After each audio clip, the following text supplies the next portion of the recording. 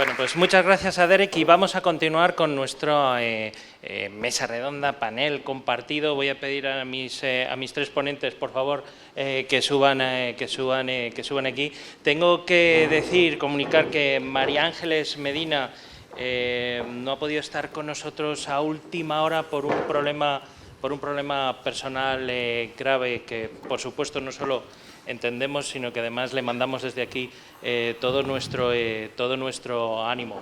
Nuestras disculpas por, con 2 días para reaccionar, no nos parecía tampoco muy elegante invitar a otra persona. Lo sentimos también mucho por María Ángeles, que seguro que podrá estar con nosotros en algún otro evento. Empezamos con esta ronda de presentación de nuestros tres ponentes. Voy a empezar con David Lavajo, ¿de acuerdo?, que actualmente es director de Digital Healthcare para el sur de Europa de General Electric Healthcare. Cuenta con más de 20 años de experiencia en asesoramiento, desarrollo estratégico, desarrollo de negocio en este sector.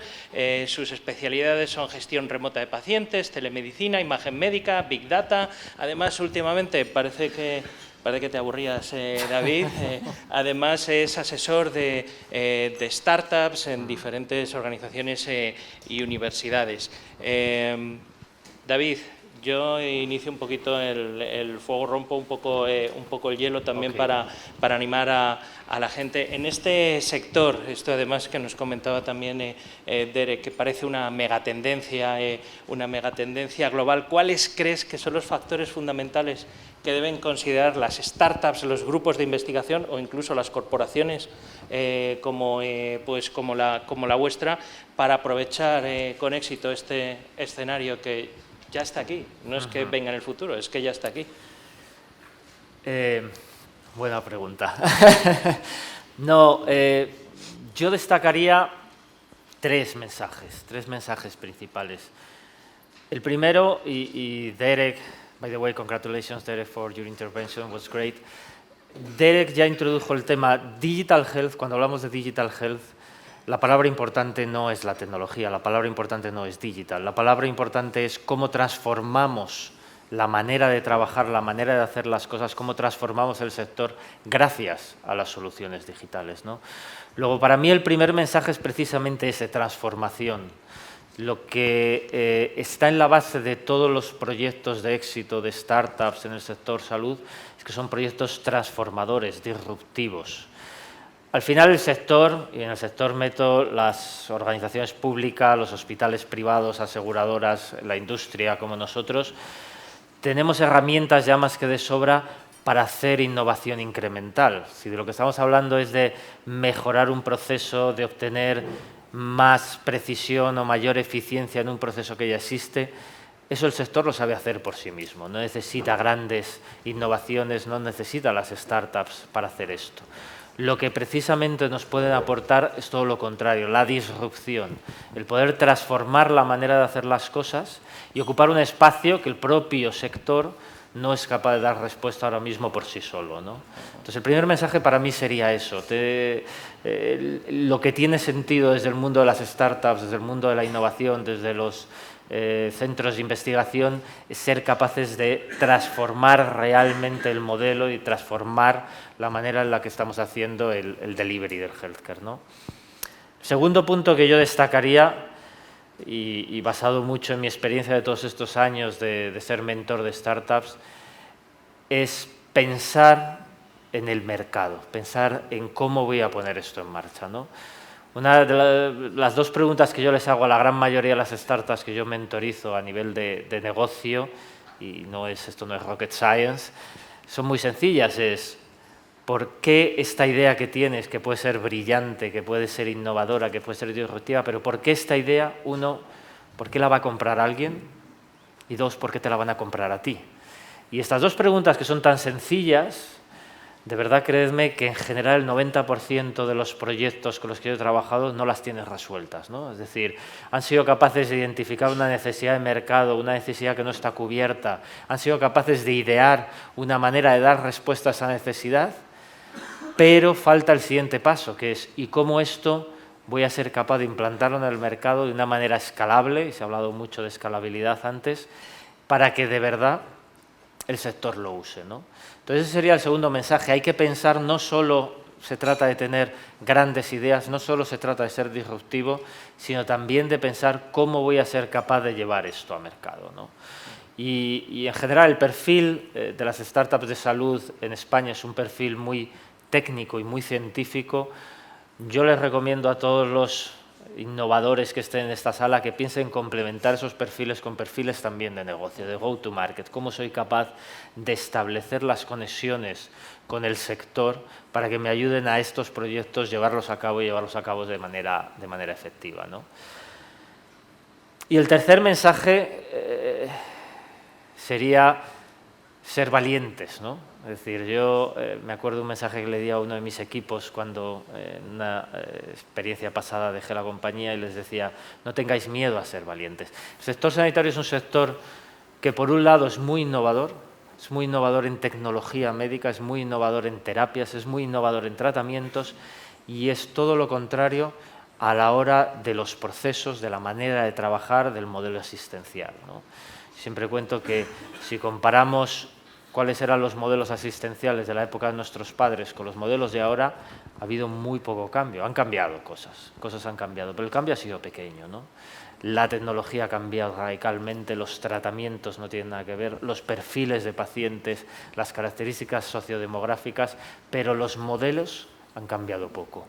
Luego, si de lo que estamos hablando es de que necesitamos a las startups, necesitamos la innovación, necesitamos a los organismos de investigación para ayudarnos a transformar y a tener un acercamiento disruptivo a cómo hay que hacer la prestación sanitaria, la primera barrera que nos vamos a encontrar es el propio sector, que le cuesta mucho cambiar. Entonces, aquí el mensaje es, no hay que rendirse, hay que ser valiente, hay que hacer un challenge al sistema y no hay que rendirse, ¿no? Porque además esto no es nuevo. El otro día encontré por casualidad un artículo fantástico que hablaba de un doctor en físicas alemán hace 300 años, en el 1717, que diseñó un medical device disruptivo para aquel momento, ¿no? Un medical device que no era más que un cilindro de cristal relleno por dentro con una solución alcohólica que era capaz de expandirse o contraerse en función de la temperatura del cuerpo. Esto, como habréis captado, este elemento disruptivo no era más que un termómetro. Y este señor se llamaba Daniel Fahrenheit y evidentemente por su apellido le conocéis todos. Este dispositivo hace 300 años cambió la forma en la que se prestaba la medicina y automáticamente tuvo enfrente a la mitad de la comunidad médica. La mitad de la comunidad médica que lo que argumentaba es que la medicina, yo como médico tengo que tocar al paciente. Soy yo el que tengo que decidir si este paciente está enfermo o no. Soy yo el que tengo que decidir si tiene fiebre o no. No va a venir un dispositivo a hacer mi trabajo, ¿no? No va a venir un dispositivo a decirnos cómo hay que cuidar al paciente. Seguramente os suenen estos mensajes, ¿no? Siempre ha existido esta barrera en la comunidad médica de adoptar nuevas maneras de hacer las cosas. Por eso digo, necesitamos la disrupción, necesitamos la transformación, pero como tercer mensaje yo diría, no hay que rendirse, hay que ser valiente, hay que ser capaz de hacer un challenge a cómo el sector hace las cosas ahora mismo. Muy bien. Vámonos al mundo de los dispositivos. Me voy al otro extremo de nuestra mesa y presento a María Jesús Ledesma. María Jesús es investigadora de la Universidad Politécnica de Madrid, en concreto del Grupo de Tecnologías de Imágenes Biomédicas, especializada además en este ámbito de análisis de imágenes para diferentes aplicaciones y servicios de salud. María Jesús, un grupo de investigación es una fuente constante, movimiento de gente, de talento, de personas, de ingenieros, de doctorandos, etcétera. ¿Qué tipo de estrategia y orientación deben tener estas estructuras, estos grupos de investigación, equipos tecnológicos, precisamente para impactar con sus desarrollos, con sus dispositivos, con sus cacharritos? Bien, pues, bueno, creo que un un primer paso muy importante de cara a afrontar una investigación de impacto es justo un poco relacionado con lo que ha presentado Derek y comentaba ahora David, el dar con los puntos que realmente están aportando valor en lo que es el cuidado del paciente. Y identificar las necesidades no cubiertas en el ciclo de cuidado. Esto es algo que parece muy obvio, pero realmente en los equipos de investigación tenemos a veces una cierta tendencia a darle vueltas a la misma rueda, ¿no? Y a de alguna manera quedarnos encasillados en espacios en los que bueno, estamos cómodos y podemos seguir produciendo de alguna manera publicaciones, pero no nos planteamos realmente cuál es esa aportación. Entonces, esa aportación que realmente estoy totalmente de acuerdo con David, ¿no? Que tiene que ser una aportación disruptiva y que genere impacto y que suponga un challenge al sistema, requiere unos perfiles que sí que es verdad que cada vez tenemos más, ¿no? Que suelen ser equipos muy pluridisciplinares. Entonces, ese sería el otro aspecto clave, ¿no? En concreto, pues yo creo que hay que poner el valor los nuevos perfiles de ingeniería biomédica o de biotecnología, que son perfiles mixtos, ¿no? Con un background en biología y en medicina importante y también en ingeniería, que son capaces de abordar esta pluridisciplinaridad desde una persona concreta que pueda hacer de puente. Y vamos a necesitar también un equipo solvente, técnico, en los aspectos que vayamos a abordar. Creo que también es muy importante que nos rodeemos, tanto las startups como los equipos de investigación, no solo de ese equipo técnico, que en general en nuestro ámbito de investigación en la universidad es más sencillo, sino un equipo de confianza de clínicos que realmente crean, de equipos clínicos que realmente crean en nuestra apuesta, ¿no? O en nuestras soluciones de impacto, que van a ser realmente los early adopters, ¿no? Los que realmente se creen que esto va a llegar al mercado y nos van a poder ayudar a hacer ese challenge de cambiar de alguna manera el standard of care, que tiene ahí una atracción y una inercia muy fuerte. Y nos van a facilitar, evidentemente, la ideación, la validación de la tecnología y también, por supuesto, la puesta en marcha de posibles pilotos clínicos y demás. Entonces, ese partenariado con equipos clínicos de nivel creo que es clave y que tenemos que trabajar muchísimo más en coordinación y mucho más juntos de lo que todavía lo estamos haciendo. Creo que va mejorando, pero bueno, hay que remangarse y ponerse a estudiar biología y hay que remangarse y ponerse a estudiar user experience o estudiar software, porque si no, no vamos a llegar a lo que también planteaba Derek, que es que realmente toda esa tecnología se usa y produzca un cambio. Y creo que esa es un poco la perspectiva que tiene que haber desde los equipos de investigación. Y bueno, tanto en las startups como en los equipos de investigación, otra parte muy relevante yo creo que es la motivación o la pasión por ese cambio, ¿no? Si no, no va a funcionar. Yo creo que esa motivación y esa pasión es necesaria, sobre todo porque es un camino largo y pesado y duro. Entonces, si no la tienes, no vas a sobrevivir. Vamos, no sé, enseñaba Derek, ¿no? Su camino desde 2001, ¿no? Está muy bien donde han llegado, pero es desde 2001. Entonces... Es verdad. Muy bien. Me sopla mi equipo porque es una noticia que yo no conocía, que Forbes citaba hace un par de meses una nota web que en el mes de julio 140 startups de Estados Unidos del sector salud accedían a una inversión por valor de 2,4 billones con B americanos en un único mes, cifra récord en los últimos años. Con esta nota doy paso a Cecilia. Cecilia, qué bonito, qué bien, qué gusto, ¿no? Vivir en California, claro. o en Boston, en estos polos de innovación. Que se vengan aquí a hacer emprendimiento. Aquí. Y aquí quiero ver cuántos pares son 3 gotas. El caso es que Cecilia es emprendedora. Cecilia ha promovido una startup tecnológica precisamente en este campo, teniendo en cuenta que además también Cecilia es profesora investigadora universitaria. Pues en 2015 fundó la startup Aura Innovative Robotics, una startup que, bueno, pese a todo, está en plena evolución, ya ha levantado rondas de inversión y es una empresa que yo creo que será un actor clave en el objetivo de proveer soluciones digitales, robótica médica, etcétera. Por tu experiencia, Cecilia, ¿qué pueden aportar? ¿Qué deberían aportar las startups en este mundo en el que parece que también, lo que veíamos antes, esta megatendencia global, qué pueden aportar las startups? ¿Qué oportunidades de negocio además pueden aprovechar? Bueno, primero que nada, gracias por invitarme al foro, al workshop. Es siempre enriquecedor y uno aprende mucho escuchando a los demás. Y lo acaba de decir aquí mi compañero, ¿no? El sector necesita innovación disruptiva. Yo creo que las startups aportamos esto, pero no solo con tecnología, ya sea hardware o software, o ambas, como es mi caso, sino también con modelos de negocio disruptivos.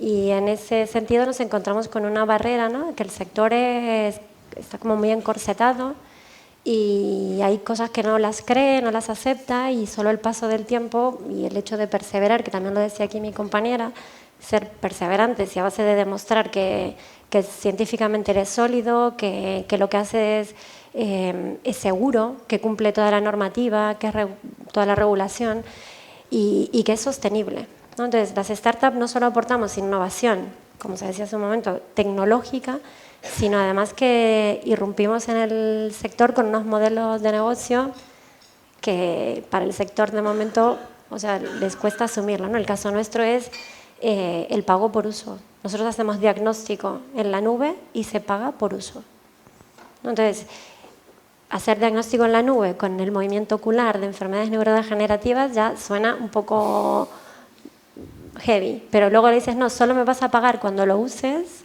Eso todavía el sector no lo acaba de encajar, ¿no? Pero bueno, es la única forma de que el sistema sea sostenible. Acaba de dar Derek unos datos que yo comparto y que son brutales. Entonces, asegurar la sostenibilidad del sistema pasa por tecnología innovadora y modelos de negocio también innovadores. Tenemos tiempo para las preguntas. De hecho, es lo que pretendemos. De hecho, tenemos un micrófono también por ahí detrás, es decir, de la parte de delante me encargo yo, de la parte de detrás tenemos una persona que también acercará el micrófono y estamos en el tiempo de preguntas. Tengo que decir que también, si no hay preguntas, mi equipo me ha preparado un par de folios de preguntas, así que no os vais a ir de rositas, pero es el tiempo para ustedes.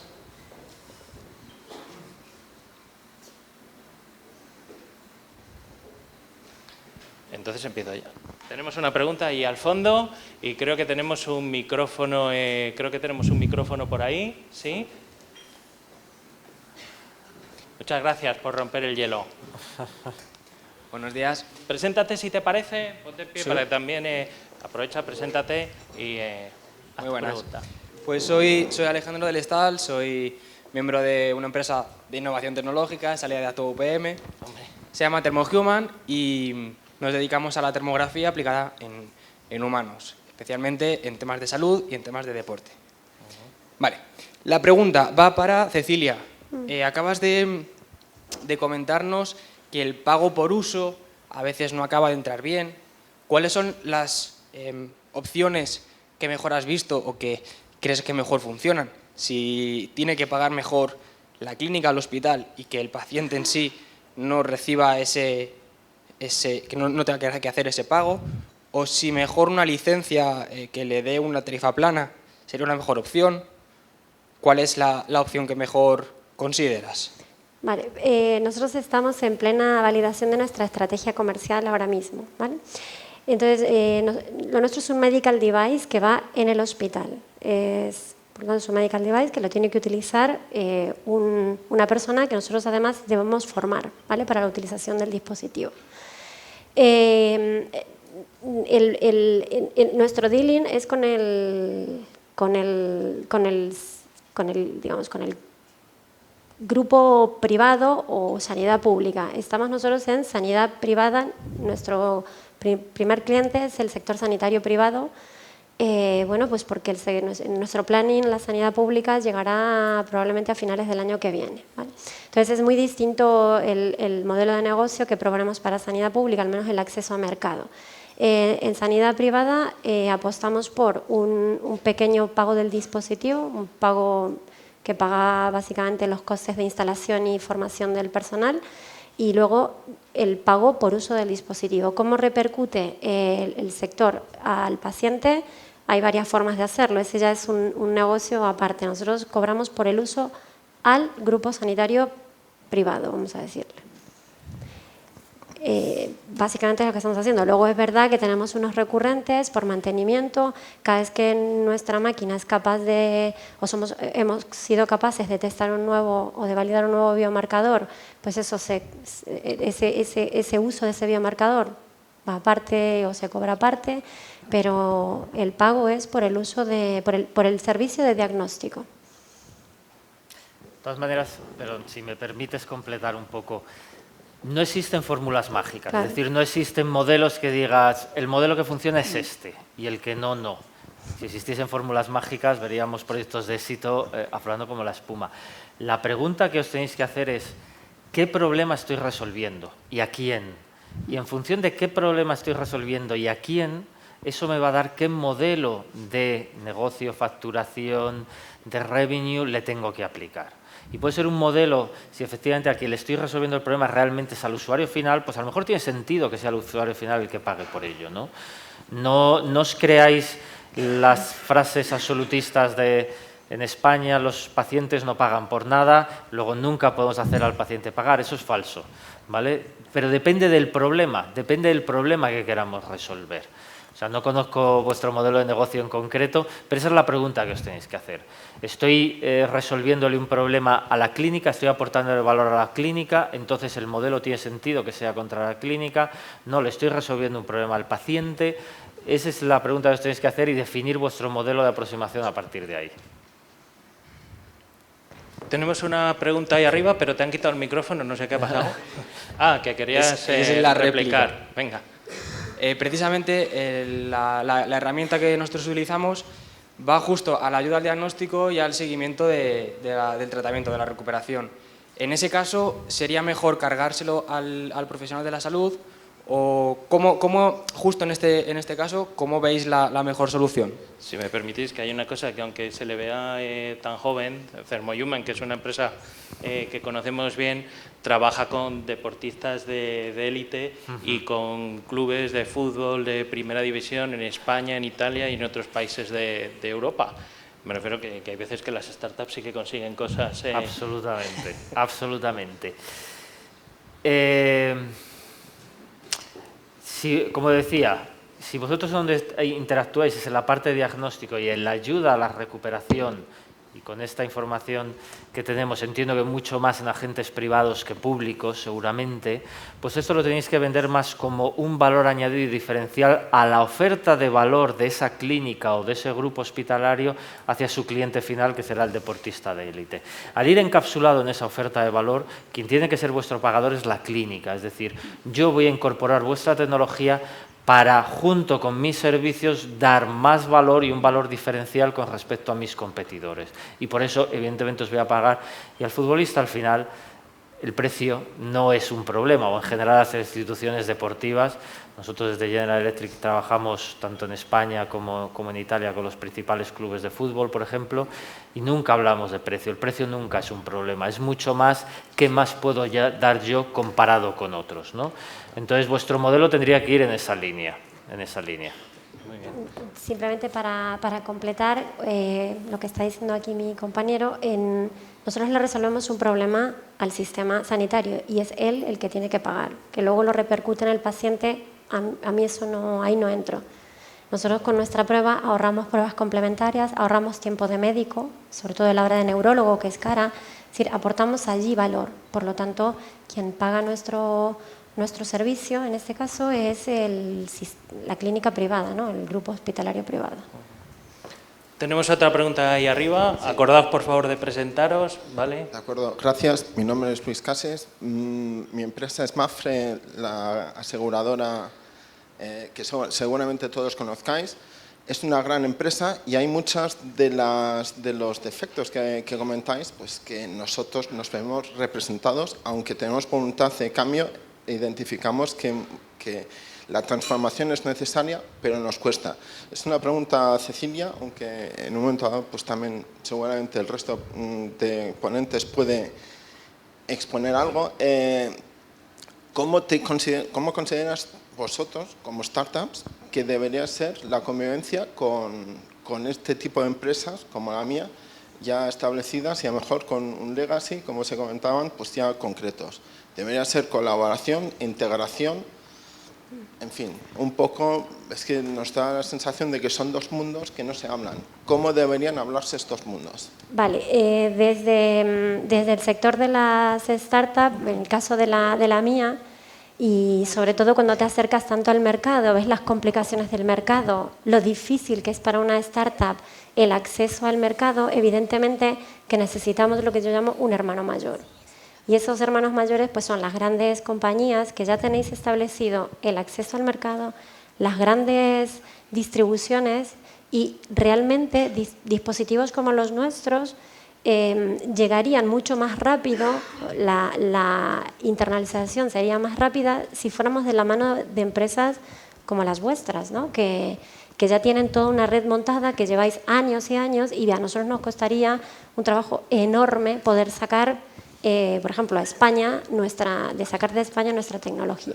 Entonces yo creo que debería ser un modelo de colaboración entre las startups, de leasing, de tecnologías, es decir, hay varias formas, incluso que nosotros ya estamos estudiando con algún distribuidor internacional, pero está clarísimo que necesitamos, por lo menos en el sector, en este salud que es tan complicado, del hermano mayor, de las grandes empresas que nos ayuden a salir fuera. María Jesús, yo creo que esta pregunta también te aplica a ti. Sí, bueno, yo justamente tenemos colaboramos en un proyecto que ha tenido o tiene esta circunstancia, ¿no? Que se lo comentaba Derek esta mañana, que establece un poco la relación entre una startup o un nuevo servicio médico a viajeros, que además os podría aplicar, ¿no? En zonas tropicales, se llama Trip Doctor, con el Hospital Clínico de Barcelona, y que da servicios de telemedicina especializado a esos viajeros durante su viaje de turismo y demás, ¿no? De asistencia. Es remota, ¿no? Para prevenir pues tanto que vengan aquí pues infecciones indeseadas o vigilancia epidemiológica y también complicaciones como malaria, dengue y demás, pues que lo detectemos pronto. Pues en ese paradigma, Trip Doctor está teniendo bastantes problemas en la relación con las grandes empresas, cuando realmente yo creo que debería ser una relación muchísimo más fluida, porque le da una oportunidad de pilotaje de una nueva tecnología a la gran empresa y de ver cómo eso puede funcionar en un pequeño sector de negocio o en un conjunto de usuarios determinados y demás. Y a la startup también pues les supondría, como decía Cecilia, pues lanzarse un poco a abrirse más al mercado, ¿no? Pero yo creo que hay mucha resistencia. O sea, hablamos de la resistencia del standard of care o de los clínicos, pero hay también una resistencia muy grande a que al final pues la gran empresa pues dice no, lo implemento yo, que también ha pasado. Y será 3 años después en el que lo pueda pilotar en vez de 3 años antes. Entonces, ahí es donde también yo creo que las grandes empresas tienen que ver ese maridaje posible y yo creo que estar más abiertos a convivir y a lo mejor luego pues esa startup termina siendo absorbida, pero no pasa nada, ¿no? Es parte de lo que puede ocurrir, ¿no? Pero si no ocurre la colaboración nunca va a darse, ¿no? Y bueno, claro, ya internamente dentro de vuestras empresas no sé cómo se trabaja eso, supongo que no es fácil, sí, pero David, bueno. creo que querías decir algo. Sí, permíteme te contesto desde el otro lado, desde la gran empresa, ¿no? Y desde la experiencia de haber montado estas estrategias, pues, empresas como General, donde estoy ahora, o empresas como Roche o Telefónica, ¿no? La palabra clave es ecosistema. Esa es la palabra clave. Tenemos un sector donde las empresas que estamos, tanto pharma como medical device, como en general todos los stakeholders que tenemos, vienen de muchos años de mucha endogamia, ¿vale? Viendo aquí ahora Pfizer, permíteme que haga el ejemplo con Pharma, ¿no? Pharma ha sido siempre, oye, mi I+D, mis moléculas, mis tratamientos, mi llegada al mercado y con mucha resistencia a abrirse hacia afuera. Precisamente una de las cosas que tiene la transformación digital es que se rompe ese modelo y si se quiere tener éxito, obligatoriamente hay que romper ese modelo. Y va de mirar qué hay fuera de mi organización, mirar qué hay fuera de mis fronteras que me puede aportar valor. Entonces, para ello, claro, primero tenemos que precisamente asomarnos, que quizás es uno de los pasos más difíciles, empezar a mirar qué cosas hay fuera. Te sorprenderías en estas grandes empresas, imagino en Mapfre, muy similar, el desconocimiento que hay de lo que se hace fuera y de la innovación que se está generando fuera. El desconocimiento es tremendo, ¿no? Pero luego, además, si hay conocimiento, luego tenemos que ser capaces de enganchar, ¿no? Y el enganchar significa que no nos creamos lo que no somos. Las empresas grandes tenemos un core de negocio, tenemos una serie de soluciones, un área en el que nos movemos, en el caso de General Electric alrededor del diagnóstico por imagen principalmente. Tenemos que buscar aquellas cosas que están fuera que nos pueden aportar valor al negocio que yo ya tengo. Porque si buscamos innovación por innovación, sin enganchar con el negocio que ya tengo, esas innovaciones acaban fracasando. Las grandes empresas tenemos esa capacidad de triturar cualquier cosa que se nos ponga por delante, ¿de acuerdo? Por muy interesante que sea y por muy brillante que sean las ideas. Tienen éxito cuando somos capaces de encontrar el enganche de valor con respecto al negocio ya propio de la empresa, ¿no?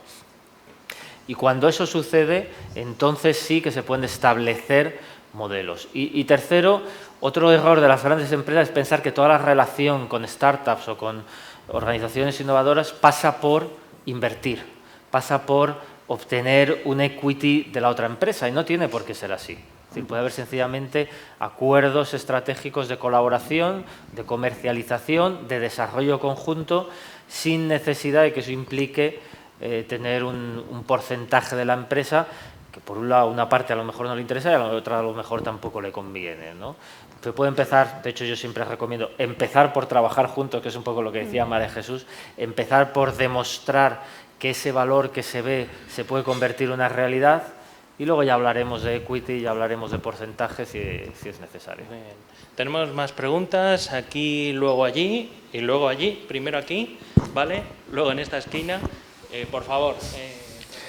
Sí, soy Ángel Díaz Alegre, también de Startups. En mi caso, somos la aplicación móvil para médicos líder en España, con 100.000 médicos utilizándola, y somos un canal para la industria farmacéutica para hacer marketing y educación médica hacia los médicos. Ayer estaba en otro evento y se comentó un dato muy interesante, que es que por primera vez la industria tecnológica ha invertido más en salud que la industria farmacéutica, ¿vale? Que es bastante significativo. Sin embargo, yo ahí veo una gran diferencia, ¿no? Es decir, la industria farmacéutica y en general el sector de salud está acostumbrada a unos ciclos muy largos, tanto por lo que lleva a desarrollar una molécula, como por lo que lleva todos los clinical trials de llevarla al mercado, incluso los propios procesos internos que ya se ha mencionado antes, ¿no? Y la industria tecnológica es muchísimo más dinámica, pero en cierto modo, antes lo estaba diciendo Derek también, a veces tiene que pasar por esos mismos procesos, ¿no? Las startups no podemos, una startup tiene que ser rápida, no puede pasarse años esperando esos procesos, ni a veces, por ejemplo, se puede pasar 6 meses, como ocurre el caso, esperando que te den de alta como proveedor en una compañía o que te emitan una orden de compra de un proyecto que el product manager ya ha dicho que sí, que lo quiere hacer y que se te ha ido el año. Entonces, lo que me gustaría saber un poquito, tanto de la startup de Cecilia como probablemente de David, es cómo podemos cambiar esto y cómo podemos trabajar de una forma diferente para que no solamente se invierta en Estados Unidos, donde hay mucho dinero y donde se pueden hacer muchas cosas, se puede invertir más a largo plazo y se puede invertir en el sector salud. Porque yo a veces lo que me planteo es ¿por qué demonios me he metido en este sector cuando me podría haber metido en otros sectores que por lo menos el ciclo es más rápido? Porque para una startup, de nuevo, la velocidad es muy importante y puedes tener una solución muy buena, pero si la inercia es complicada, al final eso te puede acabar ralentizando mucho, incluso llevándote a la muerte. ¿Empiezo yo? Bueno, lo primero, este sector, porque este sector engancha, porque en el momento en que empiezas a trabajar en sector salud ya no quieres trabajar en ningún otro sitio, ¿no? Y esto es una opinión personal mía, pero muy, muy difundida con colegas del sector, ¿no? Tienes toda la razón, Tienes toda la razón. Aquí hay que ayudar desde ambas partes. Es decir, las grandes empresas, y como digo, me pongo en primer ejemplo, saben que necesitan ir ahí, tienen sus propias legacies y barreras internas que hay que vencer y necesitan ayuda, ¿no? Y oye, que necesiten ayuda porque eso quiere decir que hay sitio para profesionales como yo en estas compañías, ¿no? Pero es como tú dices, entonces es ahí donde me refería, hay que ser valientes y hay que hacer un challenge al sistema, no solo me refiero a los hospitales públicos, a la ley de contratos públicos, a los modelos de comercialización, no, también nuestras empresas internamente hacer el challenge de esta manera. Cuando yo trabajaba en Roche, al poquito de entrar, una de las discusiones que tuve con Compliance y Regulatory, que voy a contar, era esta. Queríamos lanzar un producto nuevo que no era más que una app para el control de la evolución de los pacientes de diabetes tipo 2. Fernando creo que estaba por ahí, trabajábamos juntos en ello. Y la respuesta que yo obtuve, la primera, fue, vale, pues mira, este es el proceso que tenemos que hacer, no sé qué, no sé cuánto, tiempo, 6 años. Yo se lo dije muy claramente, perfecto, lo voy a lanzar en 6 meses. No es posible, absolutamente imposible. No sé qué digo, no estamos pidiendo permiso, lo vamos a lanzar en 6 meses. Y lo lanzamos en 6 meses.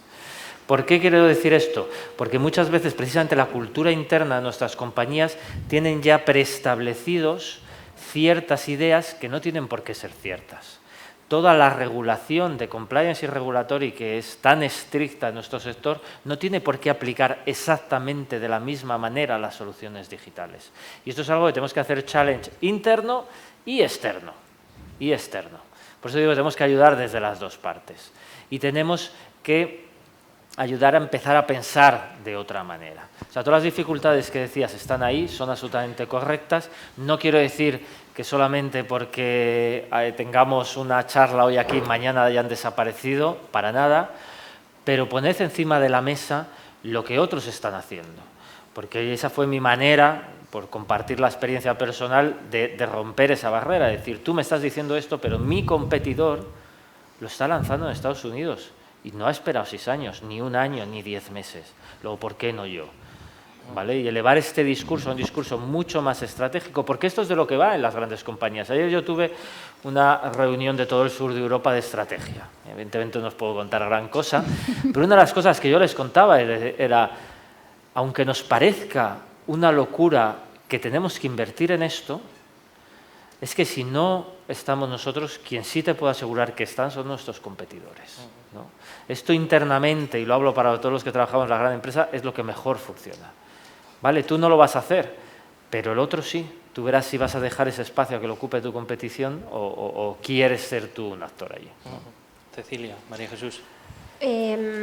Bueno, nosotros estamos en ensayo clínico, o sea que imagínate, llevamos 2 años, pero aún así el producto lo lanzamos al mercado, ¿vale? Entonces, tenemos el marcado CE como equipo electrónico de medición. Nuestra medición está certificada con una precisión y una repetibilidad.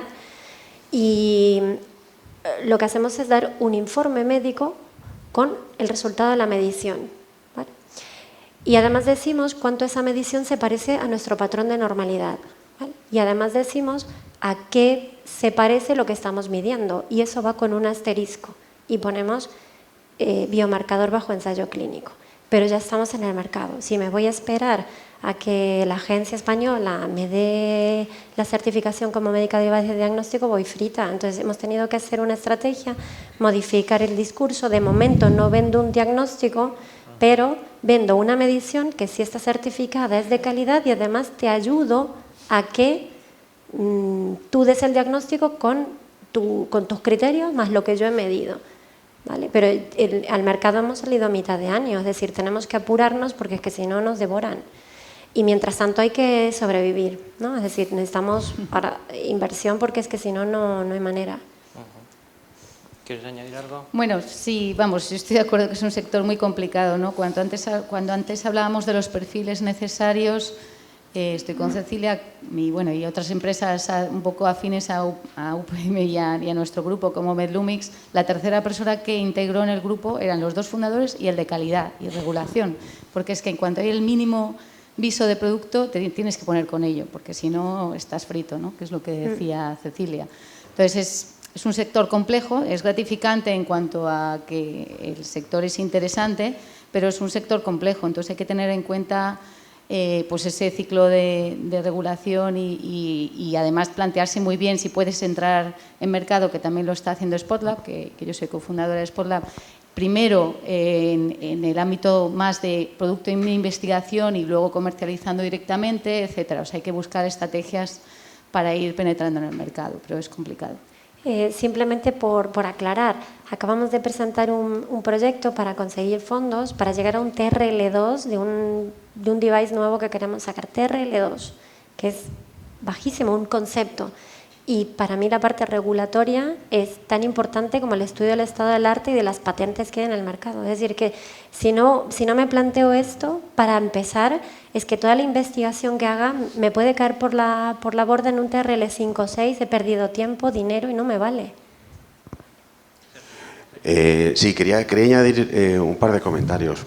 Es cierto que es un sector complicado, es muy regulado, pero tiene que ser así, porque estamos hablando de la salud y estamos hablando de pacientes. Es decir, toda esa complejidad y todo al final, toda esa regulación, el compliance, la normativa y demás, lo único que pretende es asegurar que cualquier iniciativa, acción, descubrimiento que al final se va a poner a disposición de los pacientes, pues es seguro y realmente es efectivo. Con lo cual, es algo con lo que vivimos y funciona así. Luego, hablando de innovación, y tú comentabas en cuanto a los perfiles, uno de los aspectos que estamos intentando y que estamos en ello es cambiar también un poco la forma de pensar y entender que no tenemos todos los skills, que no tenemos todas las capacidades dentro de la empresa, por lo cual es muy importante el mirar fuera y el colaborar. Y es un poco el momento de transformación en el que estamos y lo estamos haciendo. Y el tercer comentario es, cuando hablabas, es muy difícil poner en marcha un proyecto o que una compañía invierta. Eso es cierto. Pero yo creo que la clave es utilizar los activos que tenemos cada uno. Una compañía farmacéutica, una compañía como General Electric o cualquiera, lo que tenemos es un conocimiento muy en profundidad de la sanidad, del sector en el que trabajamos, de los actores que hay, de la problemática que hay, de las soluciones que necesitamos. Y hay todo un ecosistema de startups, de emprendedores, de iniciativas que pueden aportar soluciones. El papel no es tanto esperar que una gran compañía, que al final es muy costoso en tiempo, muchas veces muy difícil porque requiere aprobaciones, dimensiones. Yo creo que el truco no es esperar que haya una inversión en la compañía, sino utilizar estas compañías que sí que estamos en el sector, que sí que podemos identificar áreas donde podéis aportar para dinamizar el emprendimiento, para realmente crear ese ecosistema que al final esas soluciones pues puedan llegar a un hospital, puedan llegar a pacientes, a un área terapéutica, a una comunidad, no lo sé. Y en eso es en lo que estamos, no tanto en buscar startups para invertir y tener un retorno, no. Yo creo que eso es mucho más complicado. Hay casos, pero yo creo que no va por ahí, todo esto. Va mucho más colaborar, identificar las áreas donde realmente se va a aportar y dinamizar y ayudar a que todo esto se dinamice y que realmente los proyectos que lanzáis, las iniciativas, las soluciones que podéis aportar realmente tengan una aplicabilidad real y que el que realmente va a recibir ese servicio pues sea capaz de verlo, y ahí sí que podemos ayudar. Pero es más eso, es crear ese ecosistema. Tenemos otras dos preguntas. Me toca como moderador, nos hemos pasado y tengo que ser un poquito respetuoso con el tiempo. Os tengo que pedir concreción en las preguntas y, por favor, concreción en las respuestas, ¿de acuerdo? Tenemos dos preguntas más, que nos dé tiempo. Recordad que tenemos luego el espacio, un poquito más de tiempo, por si queréis también utilizarlo. Por favor. Buenos días a todos. Soy Eduardo Juárez, de la Universidad Politécnica de Madrid.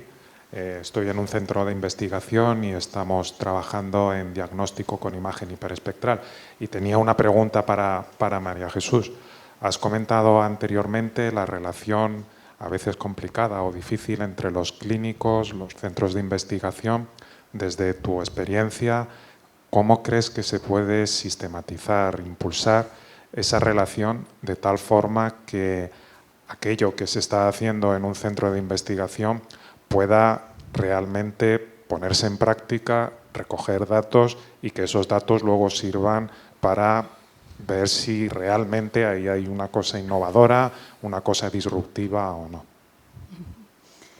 Bueno, yo creo que en el contexto muchas veces de recursos escasos en el que estamos, y bueno, habiendo hecho mi postdoc en Estados Unidos, uno de los recursos más escasos que tenemos en este sector es el tiempo justo del personal de asistencial, vamos a decir, médicos, enfermeras, porque realmente en la carrera, en su carrera profesional no se valora la investigación ni la innovación, ¿no? Esto está cambiando un poco, muy poco, y eso es una barrera muy fuerte, porque desde los centros de investigación, bien sean de investigación básica o investigación tecnológica, nos las vemos y nos deseamos para encontrar esas colaboraciones. Y cuando yo decía que era algo crítico, lo creo, tanto para las startups como para los grupos de investigación. No podemos intentar cambiar el sistema sanitario, el proceso de cuidado, el diagnóstico, sin su colaboración. Tiene que ser un equipo totalmente mixto, ¿no?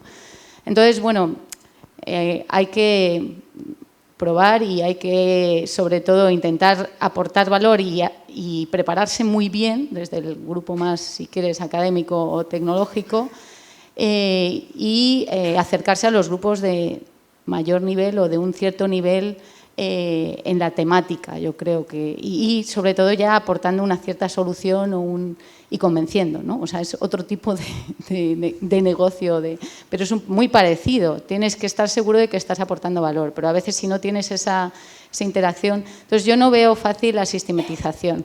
Si hay una vía, por ser muy concreto, ahora que sí que es interesante que se conozca, que son lo que son los departamentos de innovación en los hospitales, que sí que existen cada vez más, y que hay redes como la red ITEMAS y otras redes que están promoviendo esa innovación. Entonces, a lo mejor acercándose a los institutos de investigación y a las unidades de innovación, pues hay una nueva vía que puede ser interesante. Gracias, Eduardo. Teníamos otra pregunta ahí. Sí. Hola, José Juan Moratilla, de Siemens. Yo en principio no era una pregunta, era un complemento a lo que había comentado David desde una gran empresa. Ahora mismo, bueno, Siemens más o menos la conocéis, y ahora mismo estamos muy focalizados en ayudar a las startups. De hecho, hemos creado un departamento vertical que depende directamente del CEO de la compañía en Alemania, que es un departamento de incubación, y lo que me piden a mí desde España, yo soy el responsable de todo IT para España, lo que me están pidiendo es empresas a las cuales podamos ayudar, podamos meter en esta incubadora para a partir de ahí ver y ayudarles a crear un producto, una solución que pueda ser ayudar al sector. Y luego, por otra parte, en área de comercialización, hemos creado un ecosistema que se llama TeamPlay, podéis entrar en la red, buscarlo y verlo. En este momento no solamente vende o hace accesibles productos de Siemens, sino que tenemos 54 productos de incubadoras o de startups que se venden a través de ahí o que se facilita el acceso para que determinados organismos puedan utilizarlos y facilitar toda la parte de regulación, toda la parte de cumplir las normas que hay de privacidad de los datos en la nube, y a partir de ahí os invito a que entréis, lo miréis o que me pongáis en contacto conmigo para que podamos ayudaros en todo esto, ¿vale? Yo voy a aprovechar y os voy a hacer una pregunta, incluso a ti, Sergio, si te apetece. ¿Qué tienen que aprender las grandes empresas europeas de las empresas americanas?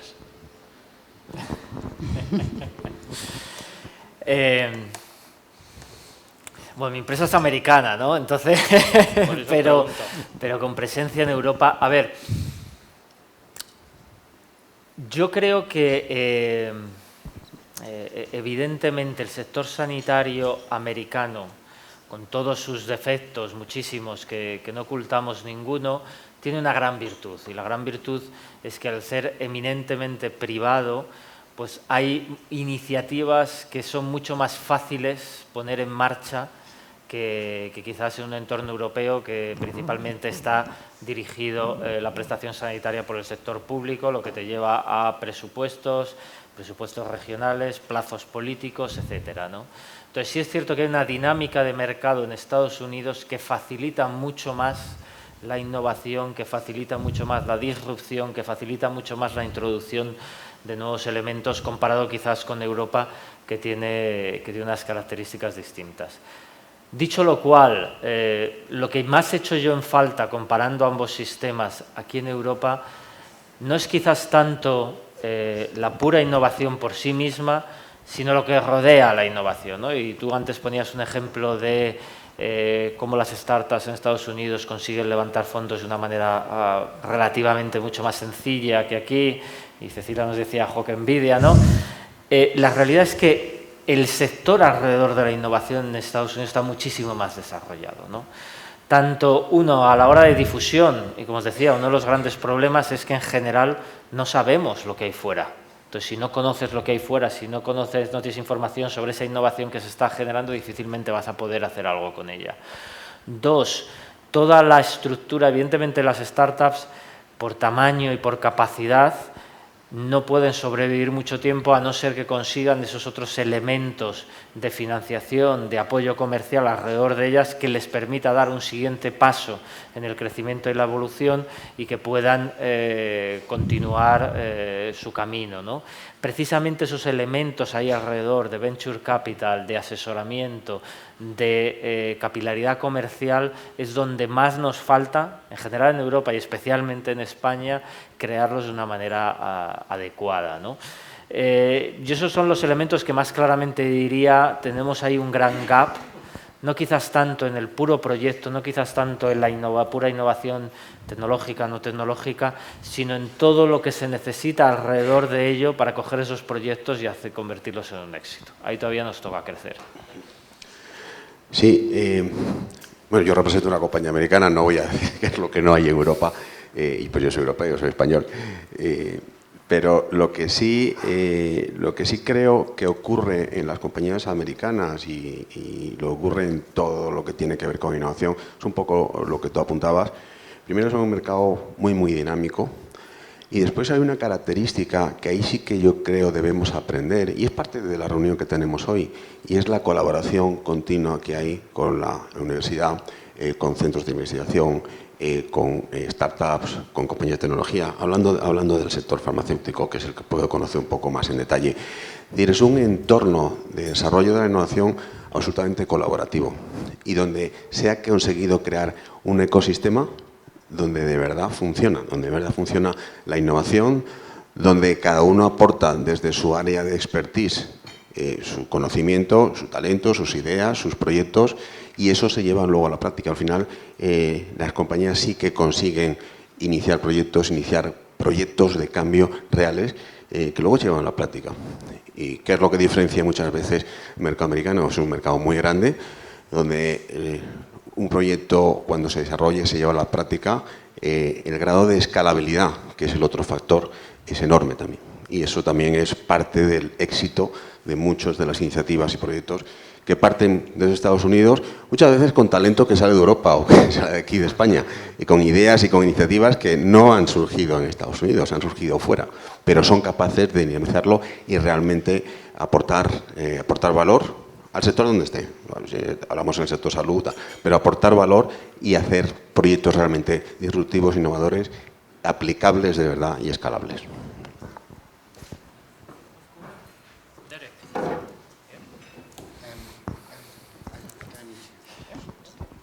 I've just been listening with interest to the conversation, but there's 2 points I want to pick up on that might have huge relevance. The gentleman there was talking about, the business of being in business, actually, and that's tension between what you have and what you can do with it is actually a commercial reality. But when you're vulnerable and you're a SME or smaller, God, that tension is just enormous. That relates to some of the points that you were saying as well about your clinical trials and moving on. And the point I want to make is just about contextual factors. Where if you get a pot of money, however small or big it is, and you're spending it, you have to make commercial decisions from that point.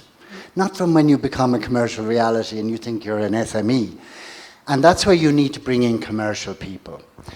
Because you could be spending all your money, all your effort on a clinical trial in a public health system that actually has not got the capacity to know how to do it, to bring it from innovation to reality.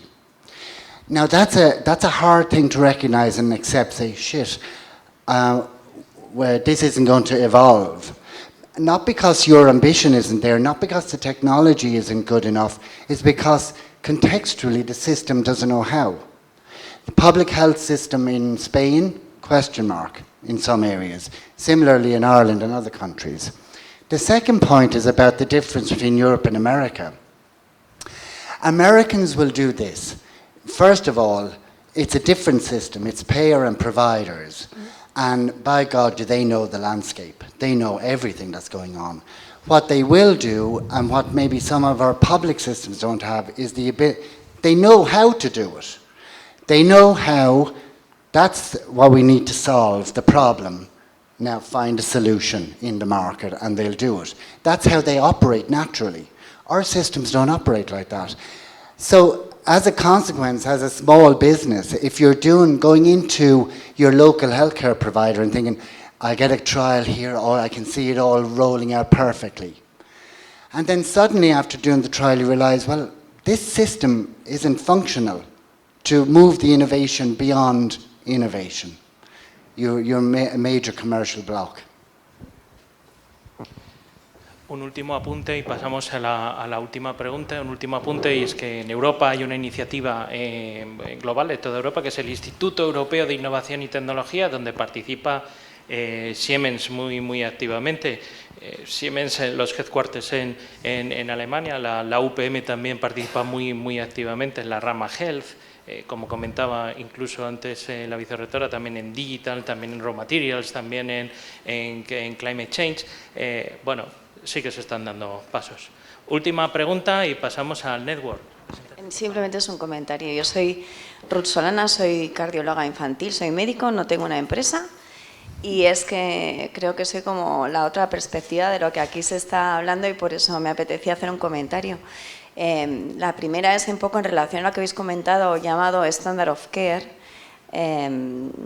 Sin más, bajo mi punto de vista, esa pequeña reticencia que podéis percibir del clínico a la introducción de tecnología es porque al final tenemos el peso, la responsabilidad de la salud de la persona que tenemos delante día a día y eso lo tenemos muy claro. Entonces, realmente tenemos que comprender qué es lo que nos estáis ofreciendo y entender que eso es disruptivo y es seguro para el paciente. Y realmente, si creemos que eso funciona, vamos a ser fieles 100%, porque nuestra mentalidad individual como médicos, yo trabajo en la administración pública, no es nada arcaica, todo lo contrario, nos encanta, vivimos en el día a día y estamos hechos para la tecnología, queremos ser mejores médicos. Otra cosa es la infraestructura que nos rodea, pero formamos equipos y estamos trabajando, yo por lo menos lo que sí que veo es que con la generación de fundaciones para la investigación en los hospitales se están creando, como tú bien has dicho, María Jesús, unidades para la innovación, incluso dentro de los hospitales. Pues la semana pasada en mi hospital organicé la primera jornada de innovación en salud dentro de un recinto totalmente diferente de esto, que es un hospital público.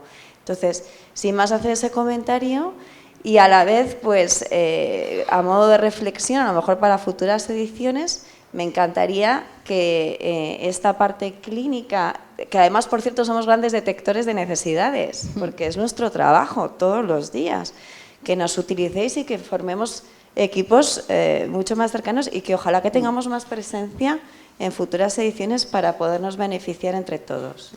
Desgraciadamente, María Ángeles Medina era nuestra médico invitada en el panel. Por supuesto que es una parte muy importante. Nos ha surgido este problema de última hora que no hemos podido resolver. Solo apuntar una cosa. En el caso de nuestra startup, la solución no nos la inventamos dentro de la Politécnica, viene por una petición de un grupo de médicos de neurólogos del Hospital de la Paz. Ahí nació todo en 2011, ¿no? Hemos hecho una solución para un problema que nos trajeron. Y segundo, comparto, ahora que estoy muy codo a codo con los médicos trabajando en mi día a día, necesitáis evidentemente que nosotros demostremos que esto es seguro y que lo que estamos diciendo es cierto. En este sentido, me quejo de a lo mejor de los ensayos clínicos, pero son absolutamente necesarios, entre otras cosas, para demostrar que los datos que ofrecemos son fiables, pero además para ganarnos la credibilidad. Es vuestra, sí.